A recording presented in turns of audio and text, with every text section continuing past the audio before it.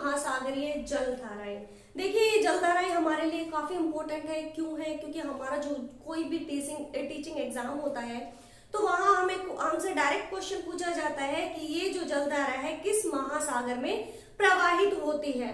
तो बहुत बार तो ये भी क्वेश्चन पूछा जाता है कि ये जो जलधारा है कौन से महाद्वीप में कौन से महासागर में प्रवाहित होती है, जिसमें हमें उत्तरी और दक्षिणी महासागर अलग से दे दिया जाता है। तो हमें पता होना चाहिए कि ये जो जलधाराएं हैं वो उत्तरी प्रशांत महासागर में है या दक्षिणी प्रशांत महासागर में है।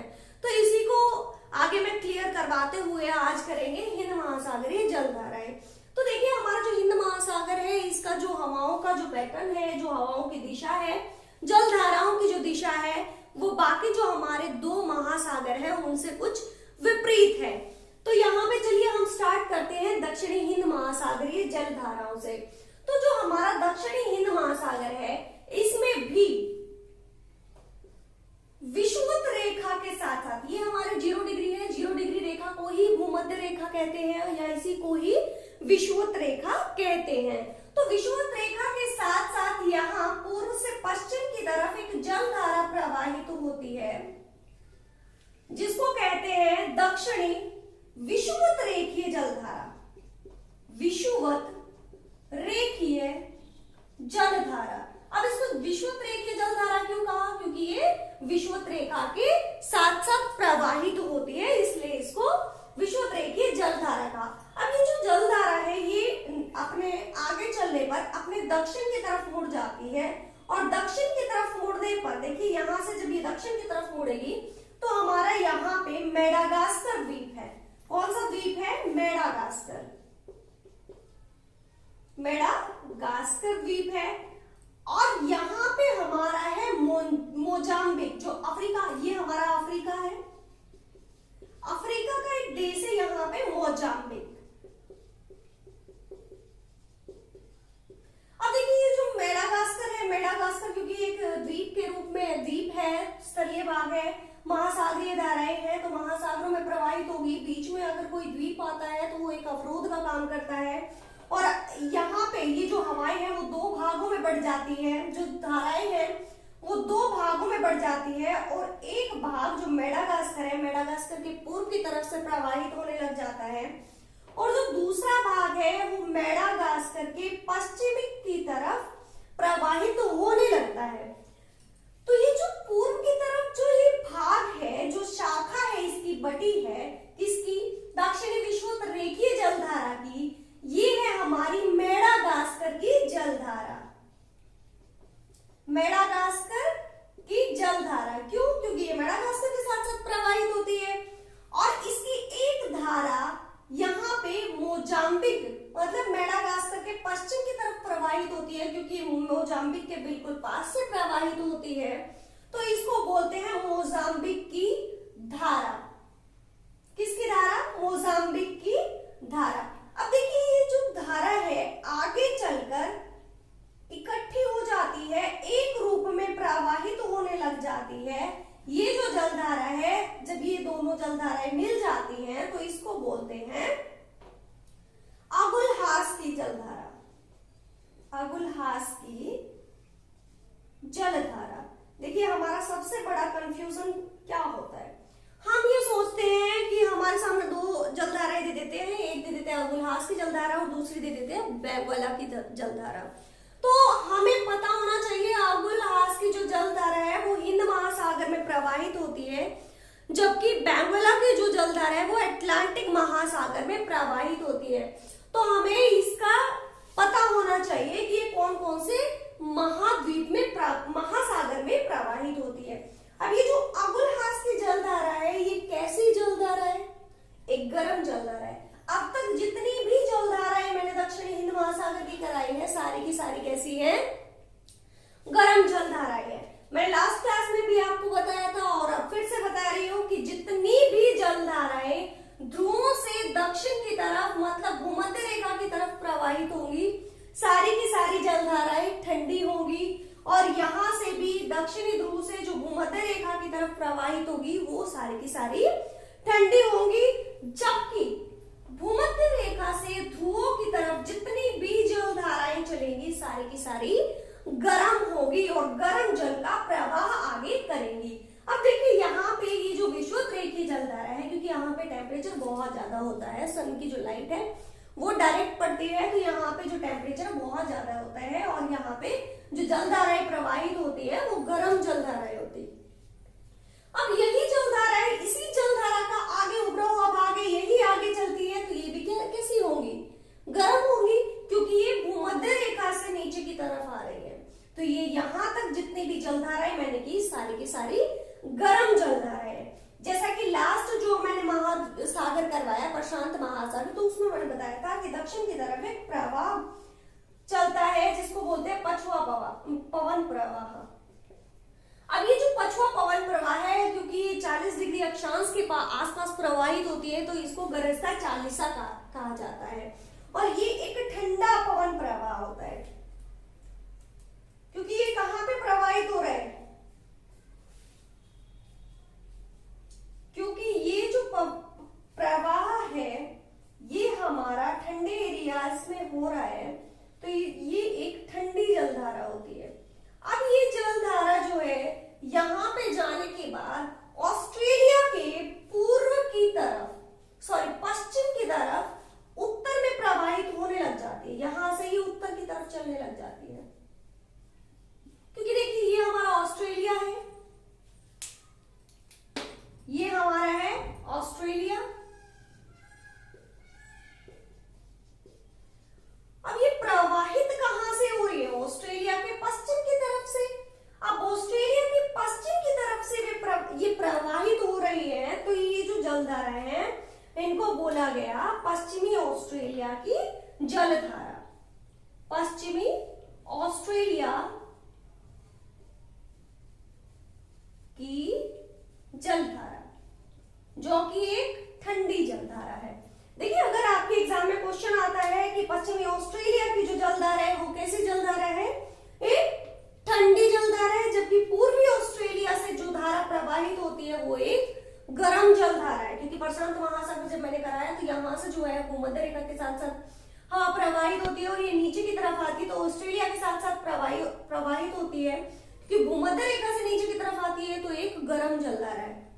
तो आप लोगों को डिफरेंस समझ आना चाहिए कि ऑस्ट्रेलिया के अगर पूर्व से पूछा जाए तो गर्म जलधारा है, पश्चिम से पूछा जाए तो ठंडी जलधारा है।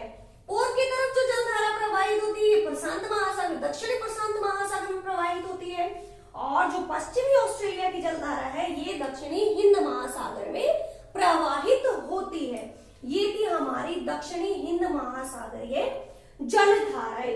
अब देखिए जो हमारा उत्तरी हिंद महासागर है, यहाँ पे जो हवाओं का प्रवाह है वो कुछ विपरीत तरीके से देखा जाता है।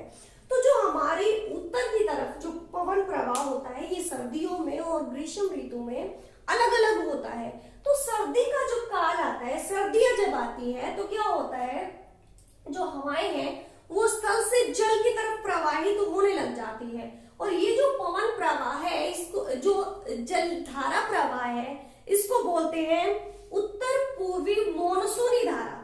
अब मॉनसून धारा क्यों कही, क्योंकि मॉनसून का यहाँ पे सबसे बड़ा जो फैक्टर है वो इफेक्ट करता है। तो यहाँ पे जो उत्तर पूर्वी मॉनसूनी जलधारा, क्योंकि उत्तर से पूर्व, क्योंकि उत्तरी गोलार्ध है ना, और पूर्व की तरफ प्रवाहित होता है, ये हमारा बे ऑफ बंगाल है, ये हमारा अरब सागर है, तो इसमें स्वतंत्र रूप से प्रवाहित होने लग जाती है। यहाँ पे हमारा अंडमान निकोबार है, यहाँ पे अंडमान निकोबार द्वीप समूह जो है, अंडमान निकोबार द्वीप समूह से बंगाल की खाड़ी से होते हुए अरब सागर की तरफ प्रवाहित होने लग जाता है, और ये जो प्रवाह है कुछ इस प्रकार से बनता है। यहां से उत्तर पूर्व मतलब उत्तरी जो गोलार्ध है और पूर्व की तरफ ये पूर्व की तरफ से प्रवाहित होता है, तो इसको बोलते हैं उत्तर पूर्वी मॉनसूनी प्रवाह। ये हमारा एशिया, यहाँ पे हमारा भारत। हमारा जो भारत है ये काफी इससे प्रभावित होता है। ये तो था हमारा कब, सर्दियों में, शरद काल में। शरद काल में हमारा उत्तर पूर्वी मॉनसूनी प्रवाह चलता है, जबकि ग्रीष्म काल में ये जो चक्र है ये उल्टा हो जाता है और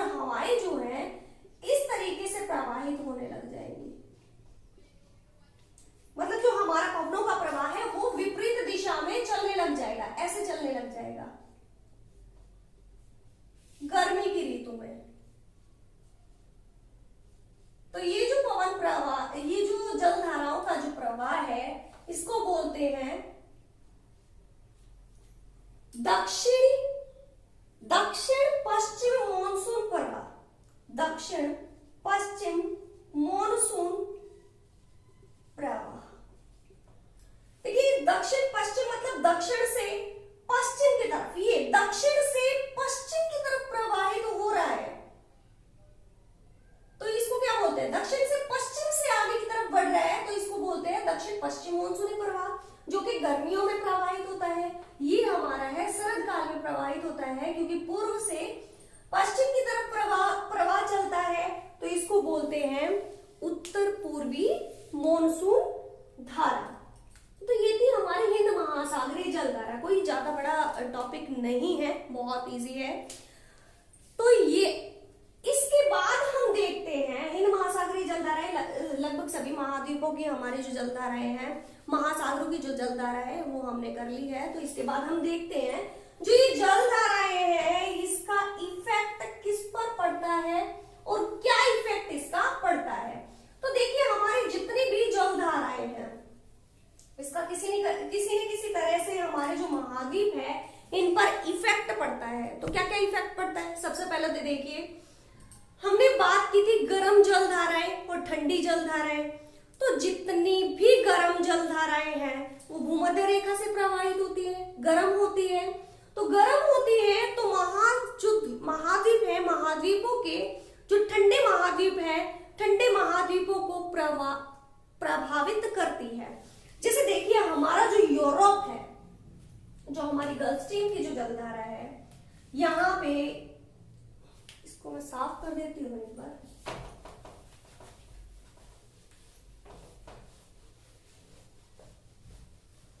जो हमारी गल्फ स्ट्रीम की जो जलधारा है, अटलांटिक महासागर की जलधारा है, ये देखिए हमारा जो है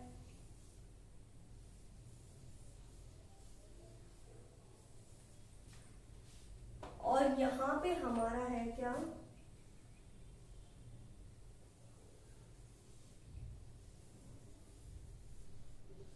जो आप देखिए यहाँ पे हमारी जो गल्फ स्ट्रीम की जो जलधारा प्रवाहित होती है, जब ये जलधारा प्रवाहित होती है, क्योंकि एक गर्म जलधारा है, गर्म जलधारा जब आगे जाएगी तो यूरोप का जो ये एरिया है, यहाँ पे नॉर्वे, स्वीडन, फिनलैंड है, तो जो कि एक ठंडे एरियाज में है, तो यहाँ पे बर्फ जमी होनी चाहिए। लेकिन जब ये गल्फ स्ट्रीम की जो जलधारा है, जब ये आगे प्रवाहित होती है, तो यहाँ जो बर्फ होती है उस बर्फ को पिघला देती है और यहाँ पे जो मौसम है वो सम रहता है, तो यहाँ पे बर्फ को कम जमने देती है और यहाँ पे जो लोगों का जीवन है वो अच्छा खासा चलता है। अब दूसरा इफेक्ट इसका क्या पड़ता है, ये तो हमने देखा कि महाद्वीपों को प्रभावित करती है, जो ठंडे एरिया से वहां पे क्या करती है, उस क्षेत्र में गर्म हवाएं जाकर वहां का जो मौसम है उसको अच्छा कर देती है। दूसरा क्या करती है, जब ये गर्म जलधारा और ऊपर से देखिए हमारा जो अटलांटिक जो महासागर है, अटलांटिक महासागर में मैंने बात की गल्फ स्ट्रीम की जो जलधारा है, और गल्फ स्ट्रीम की जलधारा के साथ साथ यहाँ पे लेब्राडोर की एक जलधारा आती है जो कि एक ठंडी जलधारा है। यहाँ से ये गर्म जलधारा जाती है, ऊपर से ठंडी जलधारा आई।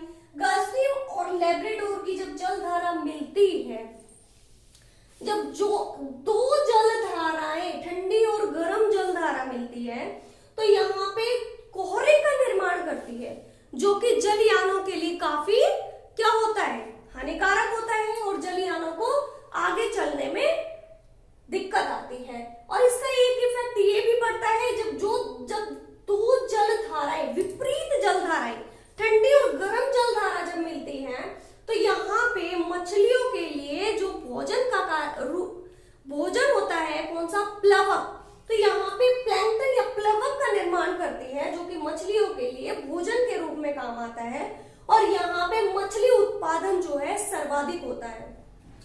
इसके अलावा देखिए जो प्रशांत महासागर है, प्रशांत महासागर में जो क्यूरोशियो की जो जलधारा है, क्यूरोशियो की जलधारा जब क्यूराइल की जलधारा से या ओयोशियो की जलधारा से मिलती है, जो कि ठंडी जलधारा है, जब ये जो दोनों जलधाराएं मिलती हैं तो इसका इफेक्ट क्या पड़ता है, इसका इफेक्ट पड़ता है कि वहां पे जो है धुंधकोरा तो होता है, लेकिन मछलियों के लिए जो प्लवक है उसका निर्माण हो जाता है और वहां पे मछलियों का का उत्पादन बहुत ज्यादा होता है, जिससे हमारा जो जापान है, चीन है, इसीलिए तो हमारे जापान चीन मछली उत्पादन में बहुत अच्छे हैं, सर्वोत्तम है। तो ये इसका इफेक्ट पड़ता है किसका, जल धाराओं का महाद्वीपों पर, या फिर हमारा जो व्यापार है, व्यापार भी इसका इफेक्ट पड़ता है। जब जो दो जलधाराएं मिलती हैं तो कोहरे का निर्माण होगा, कोहरे का निर्माण होगा तो यहाँ पे जलयान को आगे चलने में जो है कठिनाइयों का सामना करना पड़ेगा, जिससे हमारा व्यापार प्रभावित होता है।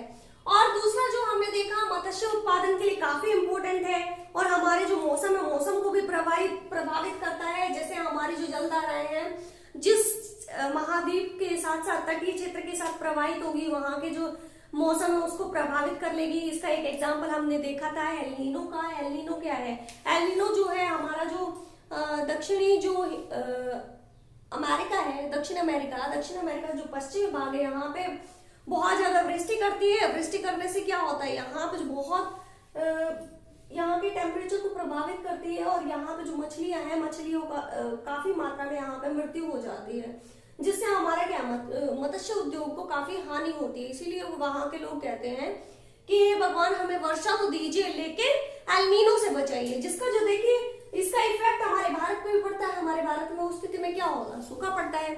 जब लानिनो आती है तो लानिनो आती है तो उससे कुछ वृष्टि होती है और हमारा जो भारत है, भारत में सूखे की स्थिति खत्म होती है। और जब भारत में जो सूखे की स्थिति खत्म होने के बाद जब अगर अत्यधिक वर्षा हो जाए तो भारत में भी अतिवृष्टि होगी। अतिवृष्टि होने से क्या होगा, बाढ़ की चपेट में आएगा। तो इसका काफी इफेक्ट हमें महाद्वीपों पर देखने को मिलता है। इसलिए ये जो धाराएं हैं हमारे लिए काफी इंपॉर्टेंट हो जाती हैं। तो आपको ये अच्छे से आना चाहिए कि कौन सी जलधारा किस महाद्वीप में प्रवाहित होती है, किस महासागर के अंदर प्रवाहित होती है और कौन से महाद्वीप में आती है और इसका क्या क्या इफेक्ट किन किन महाद्वीपों पर पड़ता है। तो ये थी हमारी महासागरीय जलधाराएं। अगर आपको वीडियो अच्छा लगता है तो लाइक, शेयर और सब्सक्राइब जरूर